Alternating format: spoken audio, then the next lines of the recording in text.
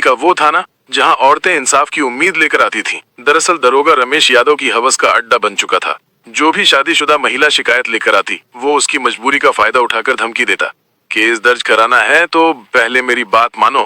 कई महिलाएं रोते रोते लौट जाती, कुछ डर के मारे चुप रह जाती, लेकिन ये राज ज्यादा दिनों तक छुप नहीं सका। जब शिकायतें डीएम आरती सिंह तक पहुंची तो उन्होंने फैसला किया, अब बहुत हो गया, उसका सच सामने लाना होगा और मैं खुद इस काम के लिए तैयार हूँ।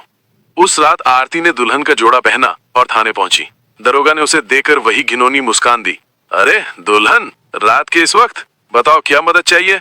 आरती ने जानबूझकर अपनी मजबूरी जताई।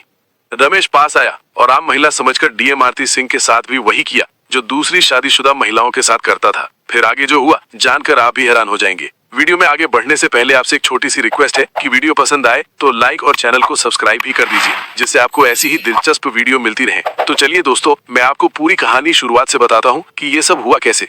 दिल्ली, ये शहर कभी सोता नहीं। दिन में दफ्तरों की दौड़, ट्रैफिक का शोर और रात में रोशनी से जगमग गलियां। लेकिन इस चमक दमक के पीछे कई अंधेरे भी छिपे हैं। वही अंधेरे जो किसी औरत की जिंदगी को बर्बाद कर देते हैं। पटपड़गंज का थाना। बाहर खड़ी टूटी फूटी कुर्सियों पर लोग अपनी बारी का इंतजार कर रहे थे। कोई अपने बेटे की गिरफ्तारी छुड़वाने आया था, कोई झगड़े की शिकायत करने और कोई सिर्फ एफआईआर की कॉपी लेने। थाने के अंदर बड़ी सी मेज पर पैर फैलाए बैठे थे दरोगा रमेश यादव। 40 साल का, गठीला शरीर, चौड़ा माथा और आंखों में चालाकी। वर्दी में उसका रौब देखकर दूर से कोई भी उसे ईमानदार अफसर समझ ले, लेकिन उसके भीतर की गंदगी सिर्फ वही और कुछ मजबूर औरतें जानती थीं। अबे अगला कौन है? उसने ऊंची आवाज में चिल्लाकर हवलदार को इशारा किया। भीतर बुलाए गए लोग उसके सामने झुककर खड़े रहते। किसी की आवाज कांपती, किसी के हाथ पसीने से भीग जाते। लेकिन जब कोई औरत सामने आती, खासकर अगर वो शादीशुदा और अकेली हो, तो रमेश की आंखें शिकारियों की तरह चमक उठती। उस दिन दोपहर में एक औरत आई। नाम था रीना। उसका पल्लू कसकर सिर पर था, आंखों में डर और चेहरे पर थकान। साहब, मेरे पति रोज शराब पीकर मारते हैं, थाने में रिपोर्ट लिखवा दीजिए, उसने धीमी आवाज में कहा। रमेश यादव कुर्सी पर झुककर उसे ऊपर से नीचे तक घूरने लगा, फिर मुस्कुराकर बोला, अरे बहन जी, ये तो घर गृहस्थी की बातें हैं, पुलिस में आने से बदनामी होगी। अगर चाहो तो बैठकर अकेले में बात कर सकते हैं, मैं समझा दूंगा तुम्हारे पति को, पर थोड़ा तुम्हें भी मेरा साथ देना होगा। रीना उसकी बात समझ गई, चेहरा सफेद पड़ गया। उसने कांपती आवाज में कहा, साहब, मैं बस शिकायत लिखवाना चाहती हूँ। रमेश का स्वर बदल गया। देखो, बिना मेरी मदद के कुछ नहीं होगा, सोच लो, यहाँ सब मेरे इशारे पर चलता है। रीना रोते हुए थाने से बाहर निकल गई। लेकिन ये पहली बात नहीं था, कई औरतें ऐसे ही लौट चुकी थीं। दिल्ली में रहने वाली ये औरतें दोहरी कैद में थीं। एक तरफ पति या ससुराल का जुल्म, दूसरी तरफ थाने के दरोगा का डर। अगर वो आवाज उठाती तो मोहल्ले वाले ताने देते, पुलिस में क्यों गई थी, अपनी इज्जत खुद मिटा ली। और अगर चुप रहती तो जुल्म और बढ़ जाता। रमेश यादव इस डर का फायदा उठाता। उसे पता था, औरतें बदनामी के डर से कभी खुलकर शिकायत नहीं करेंगी। रमेश यादव बाहर से आदर्श पुलिस वाले की तरह दिखता। मीडिया या अफसर आए तो वो हाथ जोड़कर नमस्ते करता, मैं जनता का सेवक हूँ जैसे वाक्य बोलता। लेकिन अकेले में बंद कमरे की चार दीवारी के भीतर उसकी नीयत एकदम गंदी थी। उसके साथी भी सब जानते थे, लेकिन या तो डरते थे या खुद भी छोटे छोटे फायदे ले लेते थे। भ्रष्टाचार की ये जड़ धीरे धीरे गहरी हो चुकी थी। इसी दौरान एक महिला की हिम्मत टूटने की बजाय और मजबूत हुई। नाम था सीमा वर्मा। पढ़ी लिखी थी, प्राइवेट स्कूल में पढ़ाती थी। उसका पति बेरोजगार था और शराब का आदी, अक्सर सीमा पर हाथ उठाता। एक दिन जब वो थाने पहुंची तो रमेश ने वही पुराना खेल शुरू किया। तुम चाहो तो मैं तुम्हारे पति को जेल भिजवा दूं, लेकिन तुम्हें भी मुझे खुश करना होगा। सीमा की आंखों में आंसू थे, लेकिन इस बार उसने कुछ अलग सोचा। वो चुपचाप घर लौटी और अगले ही दिन सीधे डीएम ऑफिस पहुंच गई। दिल्ली जिले की डीएम थी आरती सिंह। 30 की उम्र में ही तेज तर्रार, आत्मविश्वासी और ईमानदार अफसर के रूप में पहचान बना चुकी थी। उनकी डेस्क पर कई फाइलें थीं, लेकिन जब सीमा रोते हुए उनके सामने आई तो आरती ने सब काम रोक दिया। आराम से बताइए, क्या हुआ? आरती ने नरम लेकिन दृढ़ आवाज में पूछा। सीमा ने हिचक हिचक कर सब सच बता दिया। उसकी आवाज कांप रही थी, लेकिन शब्दों में सच्चाई थी। आरती ने ध्यान से सुना और फिर गहरी सांस लेकर बोली, तुम्हारी बात बहुत गंभीर है, और अगर ये सच है तो एक दरोगा ने वर्दी की इज्जत मिटाई है। सीमा की आंखों में उम्मीद की चमक आई। मैडम, क्या मुझे इंसाफ मिलेगा? आरती सिंह ने दृढ़ता से कहा, हाँ जरूर मिलेगा, और सिर्फ तुम्हें ही नहीं, उन सबको जो अब तक चुप रही। आरती सिंह ने फैसला किया कि वे गुप्त रूप से जांच करेंगी। सीमा जैसी और भी औरतों से मिलकर सच्चाई इकट्ठा करनी होगी। उन्होंने अपने भरोसेमंद स्टाफ से कहा, ये काम बहुत संवेदनशील है, किसी को भनक भी नहीं लगनी चाहिए। हमें रमेश यादव को रंगे हाथ पकड़ना है। धीरे धीरे आरती को कई औरतों के बयान मिले। सभी की कहानी लगभग एक जैसी थी, बस हालात अलग अलग। कविता 2 बच्चों की माँ थी, पति रिक्शा चलाता था। एक बार मोहल्ले में झगड़ा हुआ तो वो थाने पहुंची। रमेश ने कहा, अगर केस वापस लेना चाहती हो तो अकेले मिलना होगा। कविता रोते हुए बोली, साहब, मैं गरीब औरत हूँ, मेरी इज्जत ही मेरा सब कुछ है। रमेश हंसते हुए बोला, इज्जत की बात मत करो, अगर पुलिस मदद ना करे तो कोई तुम्हें बचा नहीं सकता। कविता किसी तरह भाग निकली, लेकिन आज तक उसे अपने फैसले का अफसोस था। काश उस दिन मैंने आवाज उठाई होती। नीलम का पति प्रॉपर्टी डीलर था, उस पर झूठा केस लग गया। वो पति को छुड़वाने गई तो रमेश ने साफ कहा, अगर चाहती हो कि तुम्हारा आदमी जेल न जाए तो मुझे खुश करो। नीलम ने विरोध किया तो रमेश ने धमकाया, ठीक है, फिर तुम्हारा आदमी 10 साल अंदर रहेगा। नीलम का पति सचमुच जेल चला गया। आज तक वो रमेश के नाम से कांप उठती है। जब आरती ने ये सब सुना तो रात भर सो नहीं पाई। दिल्ली का नक्शा उनके सामने था, एक तरफ चमकते मॉल, बड़ी बड़ी कारें और दूसरी तरफ ये गंदगी। उन्होंने डायरी में लिखा, वर्दी का मतलब सुरक्षा है, डर नहीं। अगर पुलिस ही औरतों का शोषण करेगी तो समाज कैसे जिंदा रहेगा। आरती ने अपने 2 भरोसेमंद अफसरों संदीप और ज्योति को बुलाया। हमें रमेश यादव की हरकतों पर नजर रखनी होगी, बिना सबूत कुछ नहीं कर सकते। उन्होंने योजना बनाई, थाने के बाहर और आसपास निगरानी रखना, पीड़ित महिलाओं को सुरक्षित जगह पर बयान दर्ज कराना, सबूत इकट्ठा करना ताकि बाद में कोर्ट में टिक सके। संदीप ने कहा, मैडम ये आसान नहीं होगा, रमेश चतुर है, सबको खरीद लेता है। आरती बोली, इस बार वो किसी को नहीं खरीद पाएगा, हम उसकी चाल से भी चालाक बनेंगे। इस बीच कहानी सिर्फ थाने तक सीमित नहीं थी। दिल्ली की गलियों में औरतों का संघर्ष हर दिन चलता था। मेट्रो में सफर करती लड़कियां, फैक्ट्री में काम करने वाली मजदूर औरतें, स्कूल में पढ़ाती टीचर, हर जगह उन्हें किसी न किसी रूप में डर झेलना पड़ता था। आरती चाहती थी कि ये केस सिर्फ रमेश यादव का नहीं रहे, बल्कि एक संदेश बने कि औरतें अब चुप नहीं रहेंगी। एक शाम सीमा फिर से थाने गई। इस बार उसके पीछे गुप्त रूप से आरती की टीम थी। रमेश ने उसे देखते ही मुस्कुराया, अरे तुम फिर आ गई, चलो अंदर चलकर बात करते हैं। सीमा का गला सूख गया, लेकिन उसने हिम्मत जुटाई और कहा, साहब मुझे रिपोर्ट लिखवानी है, घर में और झगड़े हो रहे हैं।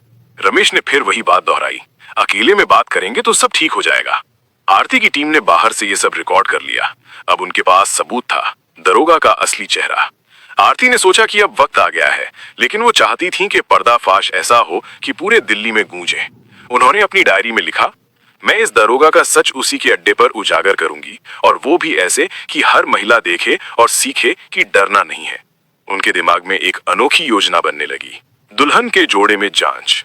रात गहरी हो रही थी। दिल्ली की सड़कों पर गाड़ियां दौड़ रही थीं, लेकिन डीएम आरती सिंह की खिड़की की बत्ती अब भी जल रही थी। वो अकेली बैठी थीं, हाथ में एक लाल रंग का दुपट्टा पकड़े हुए। शायद वही दुपट्टा जो उन्हें जल्द ही एक नई पहचान देने वाला था।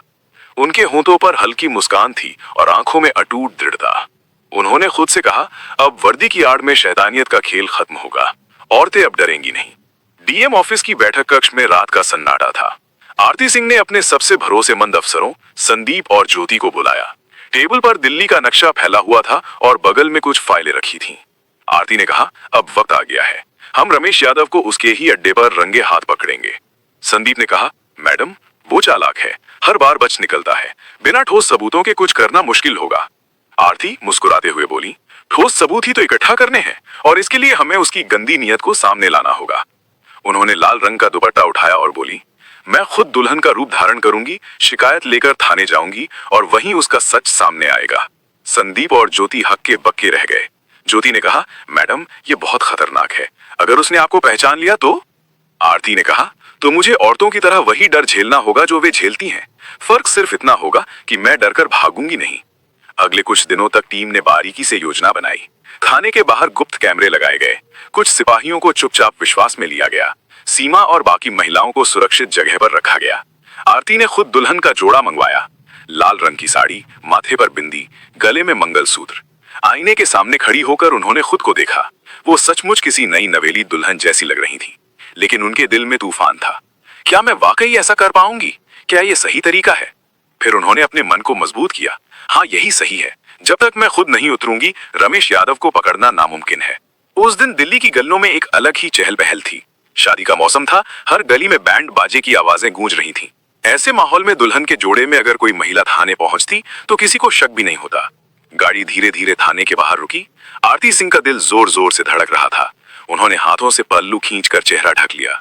संदीप ने खिड़की से झांक कर कहा, मैडम हम बाहर ही रहेंगे, अंदर जाते ही आप अकेली होंगी, सावधान रहिएगा।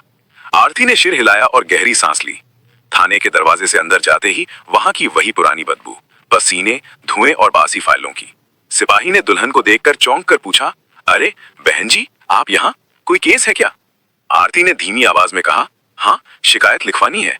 सिपाही ने तुरंत दरोगा रमेश यादव के कमरे की ओर इशारा किया।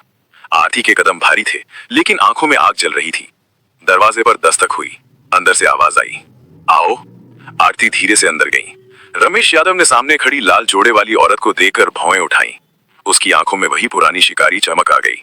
रमेश कुर्सी पर पीछे झुकते हुए बोला, अरे अरे, नई नवेली दुल्हन, बताइए बहन जी, कैसी शिकायत है? आरती ने सिर झुकाकर धीमी आवाज में कहा, साहब, ससुराल वाले परेशान करते हैं, पति भी मारते हैं, मदद चाहिए। रमेश कुर्सी से उठकर उसके पास आया। उसने दरवाजा धीरे से बंद कर दिया, फिर धीमे स्वर में बोला, देखो, तुम्हें डरने की जरूरत नहीं है, मैं सब संभाल लूंगा, लेकिन तुम्हें भी मेरा साथ देना होगा। अकेले में बात करेंगे तो मसला हल हो जाएगा। आरती का खून खौल रहा था, लेकिन उन्होंने खुद को रोका। वो चाहती थी कि रमेश अपनी गंदी नीयत पूरी तरह उजागर करे। रमेश आगे बढ़ा और बोला, इतनी सुंदर दुल्हन को देखकर तो कोई भी पिघल जाए, चलो अंदर बैठकर आराम से बात करते हैं। तभी अचानक आरती ने पल्लू हटाया, चेहरे पर तेज चमक और आंखों में आग। रुक जाओ दरोगा रमेश यादव। रमेश वहीं ठिठक गया। कुछ पल के लिए उसे कुछ समझ नहीं आया। आरती ने जोर से कहा, मैं दिल्ली जिले की डीएम आरती सिंह हूँ और आज मैंने तुम्हें रंगे हाथ पकड़ लिया है। रमेश का चेहरा सफेद पड़ गया, उसके होंठ कांपने लगे। मैडम, आप ये तो। आरती ने बीच में ही टोक दिया, चुप, अब और कोई बहाना नहीं चलेगा। तुम्हारी हरकतों की शिकायतें महीनों से मेरे पास आ रही थी, आज तुम्हारा सच पूरी दिल्ली देखेगी। बाहर खड़े संदीप और ज्योति तुरंत कमरे में घुसे। कैमरे चालू थे, हर पल रिकॉर्ड हो रहा था। आरती ने ऊंची आवाज में कहा, लोगों को लगता है कि वर्दी सुरक्षा का प्रतीक है, लेकिन तुमने इसे औरतों के डर और मजबूरी का औजार बना दिया। अब तुम्हें इसका हिसाब देना होगा। थाने के बाकी सिपाही भी जमा हो गए। कुछ के चेहरे पर शर्म थी, कुछ के चेहरे पर राहत, क्योंकि वो भी जानते थे कि रमेश की करतूतें अब तक सबको बदनाम कर रही थीं। आरती ने आदेश दिया, दरोगा रमेश यादव को तुरंत हिरासत में लो और निलंबन की कार्यवाही अभी से शुरू करो। सिपाहियों ने आगे बढ़कर रमेश के हाथ से बैज और रिवॉल्वर छीन लिए। उसकी आंखों में बेबसी थी। रमेश गिड़गिड़ाते हुए बोला, मैडम, मुझसे गलती हो गई, मुझे माफ कर दीजिए। आरती ने कड़क स्वर में कहा, गलती, ये गलती नहीं, गुनाह है, और इस गुनाह की सजा तुम्हें जरूर मिलेगी। कुछ ही घंटों में खबर पूरे इलाके में फैल गई। थाने के बाहर भीड़ जमा हो गई।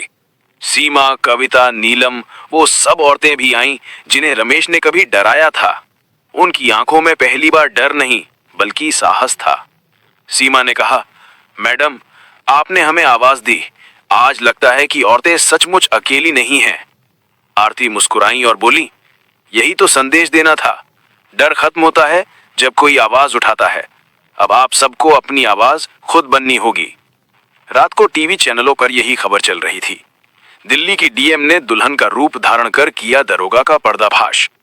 शादीशुदा महिलाओं का शोषण करने वाला दरोगा रमेश यादव सस्पेंड। आरती सिंह ऑफिस की खिड़की से बाहर देख रही थी। दिल्ली की रोशनी में उन्हें एक नई उम्मीद दिखाई दे रही थी। उन्होंने मन ही मन कहा, यह तो बस शुरुआत है, असली लड़ाई अब शुरू होगी। दरोगा रमेश यादव को जब थाने से हथकड़ी लगाकर निकाला गया तो गली मोहल्लों में खलबली मच गई।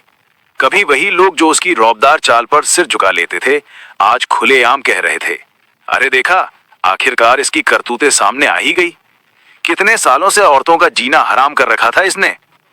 रमेश सिर झुकाए था। उसके चेहरे पर शर्म से ज्यादा डर साफ झलक रहा था। वो बार बार बुदबुदा रहा था, मुझे फंसाया गया है, मैं निर्दोष हूं। लेकिन अब कोई सुनने वाला नहीं था। कुछ ही हफ्तों में मामला कोर्ट पहुंच गया। सीमा, कविता, नीलम और कई और औरतें अदालत में गवाही देने आईं। शुरुआत में उनकी आवाज कांप रही थी, लेकिन जब उन्होंने आरती सिंह को सामने देखा तो उनमें हिम्मत आ गई। सीमा ने गवाही देते हुए कहा, माय लॉर्ड, ये वही दरोगा है जिसने मुझे धमकाया था।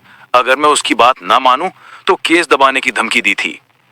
कविता ने आंसू पोंछते हुए कहा, इस आदमी ने वर्दी की आड़ में हमारी इज्जत को बार बार चोट पहुंचाई। हम डरते रहे, लेकिन आज सच बोल रही हूं। जज ने गंभीर स्वर में टिप्पणी की, वर्दी समाज की रक्षा का प्रतीक है, न कि डराने और शोषण करने का औजार। ऐसे अधिकारियों के लिए अदालत का रुख सख्त होगा। आरती कोर्ट के बाहर मीडिया से घिरी हुई थी। पत्रकारों ने सवाल दागे, मैडम, क्या ये एक अकेले दरोगा का मामला है या सिस्टम की नाकामी भी है?